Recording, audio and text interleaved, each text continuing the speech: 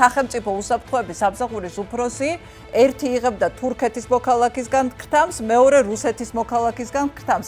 ახობაზე რომ დაჯდეს სასამართლოზე და პირი მოაღოს, შეუძლია რომ ქართული ოცნება ერთ დღეში ერთ სასამართლოს ხდომაში ამოაყირაოს. არჩევნებიდან დაწყებული საპატრიარქო კრიმინალები, მიბმული ბიზნესი, ასე შემდეგ, ყველაფერი გადიოდა მაგათ ხელში.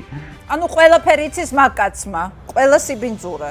კი ბატონო, იმდენი აქვს უკვე ნაშოვნი ამ ხალხს, რომ შვილიშვილების თაობას გაყვება. ამდენი რამე იციან, რატო არ ლაპარაკობენ? წარმოგიდგენია რა დონის ნარკოტიკის შემოდინება ხდება, რომ ვერ აუდიან მის გასაღებას და დამატებით კურიერები სჭირდება. ახლა მე ვარ აქ მინისტრი, ახლა ჩემი ხალხი მოვიდა და თუ ვინმე უნდა დაალაგდეს, ჩემთან უნდა დაალაგდეს. დღის განმავლობაში რომ CKPD-ს ნარკომანიის თანამშრომელი იმაზე ღონისძიებაზე არის, საღამოს მიტინგის დასარბევად მიყავთ. და იღუპებიან იმ ქოცების შვილების თაობა, რომლებსაც დღეს ამ ყველაფერზე აქვთ ნოლი რეაქცია. წირვიდან გამოვიდა, კლიენტს მისცა ეგრეთ წოდებული ფაქტი, ანუ გაყიდა და შევიდა უკან. მღვდელმა ჯერ წირვა ჩაატარა, წირვის დროს რო გამოდის და გაყიდის და უკან შევა, რა ვიცი, მაგას მეტი რაღა უნდა გააკეთოს.